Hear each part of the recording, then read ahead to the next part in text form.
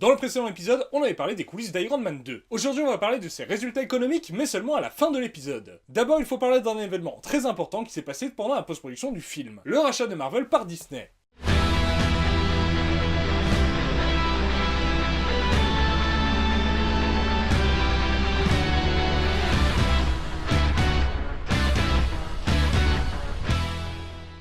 Le rachat est fait en 2009. Vraisemblablement, c'est David Maisel, vice-président exécutif de Marvel Entertainment, qui s'est occupé de faire le lien entre Isaac Perlmutter et Disney, notamment son PDG Bob Iger, à qui le conglomérat aux grandes oreilles doit le rachat de Pixar et Lucasfilm et bientôt celui de la Fox. Disney achète Marvel pour environ 4 milliards de dollars répartis entre les différents actionnaires de Marvel. La moitié de cette somme n'est pas donnée en cash mais en actions de Disney. Ainsi, Isaac Perlmutter, le chef de Marvel, qui possédait 37% des actions de Marvel et était donc l'actionnaire majoritaire du groupe, devient le deuxième actionnaire individuel de Disney, juste derrière Steve Jobs. Pour faire simple, c'est donc le deuxième plus gros actionnaire de Disney si on ne compte pas les entreprises, mais seulement les êtres humains. Ce qui fait donc qu'il a du pouvoir sur Disney, et donc il a toujours du pouvoir sur Marvel. D'ailleurs, chez Marvel, il reste Chief Executive Officer. Et le groupe est placé directement sous le contrôle de Bob Iger, et n'est donc à l'époque pas dirigé par la branche cinéma de Disney. Le rachat est signé et rendu public le 31 août 2009.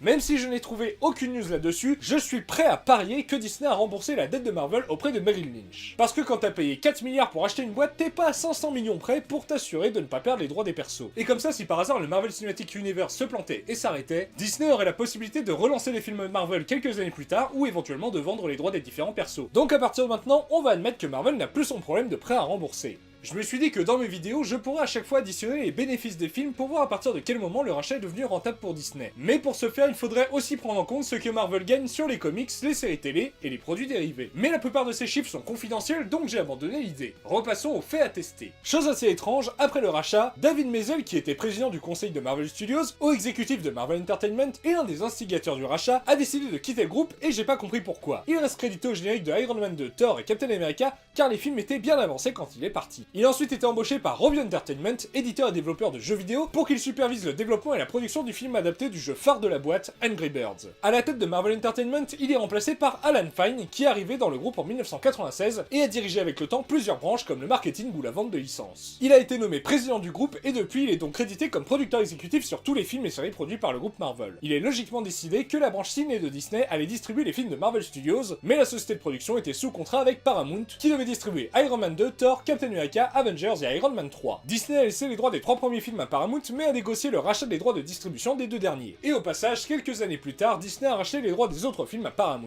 Le deal indique que Disney ne doit pas laisser apparaître son logo, il n'y a même pas le logo d'un label plus adulte, juste les logos de Marvel et Paramount. Il est décidé que Paramount récupérait 8% du chiffre d'affaires d'Avengers et 9% de Iron Man 3, avec un minimum garanti de 115 millions de dollars. Donc au final, Paramount récupère plus que s'ils avaient gardé les droits de distribution. Alors quel est l'intérêt pour Disney de distribuer le film pour au final gagner moins? Eh bien Disney aura le contrôle total sur la manière dont les 2 films seront distribués et marketés. Et si c'est bien fait, ça peut transformer la saga en véritable grosse franchise et influer sur la vente des produits dérivés. En parlant de contrôle total, Disney a décidé que toute la com et le marketing des films de Marvel Studios seraient gérés par The Walt Disney Studios. Et ainsi, les responsables du marketing de Marvel Studios ont été remerciés. C'est beau comme mot remercier, c'est beaucoup plus beau que va à Pôle emploi. Par contre, quelques mois après le rachat, il y a eu une belle promotion au sein de Marvel Studios. Luis Desposito, président de la production physique depuis 2008, qui donc supervisait la production des films, notamment la manière dont était géré le pognon, a été choisi pour devenir coprésident de Marvel Studios. À son ancien poste, il est donc remplacé par Mitchell Bell et David J. Grant, qui depuis se partagent les différents films, sauf le premier Avengers. Je suppose que pour celui-là, c'est Luis Desposito qui s'en est occupé. Et Luis Desposito, quant à lui, est donc devenu le bras droit de Kevin Feige. Il aide à superviser la saga, que ce soit sur la création des plannings sur X années, le développement des phases, la supervision des films, que ce soit d'un point de vue créatif, mais aussi sur la manière dont est gérée la production, le pognon, les plannings, etc.,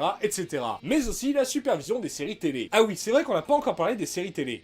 Disney et Marvel ont décidé de lancer une branche télévision qui va créer des séries qui se passent dans le MCU. Et il semble-t-il que c'était pas une idée de Feige, vu comme, avec le recul, il a l'air de se foutre complètement des séries. Marvel Television supervise également les séries animées, et Marvel Studios se concentre sur le MCU en produisant les films et en supervisant le travail de Marvel Television. La branche télévision a pour président Dan Buckley, également président des branches animation, digital et print. Il s'occupe surtout des aspects pécuniers, et semble-t-il qu'il bosse surtout depuis le siège de Marvel à New York, tandis que Marvel Television est basé en Californie. Pour gérer au jour le jour la branche télé, et notamment pour superviser tous les aspects créatifs et le développement, Marvel choisit l'auteur de comics et scénariste et producteur de séries télé, Jeff Lobb. Parmi les séries développées, on peut citer une série sur Hulk développée par Guillermo del Toro, mais ça ne s'est jamais fait, peut-être à cause du budget, peut-être parce que Kevin Feige ne voulait pas qu'on utilise l'un de ses personnages principaux, ou tout simplement parce que del Toro accumule tellement de projets qu'il peut pas tous les mener à terme. La série devait être diffusée sur ABC, filiale de Disney, tout comme une série sur Jessica Jones qui devait être showrunnée par la scénariste des films Twilight.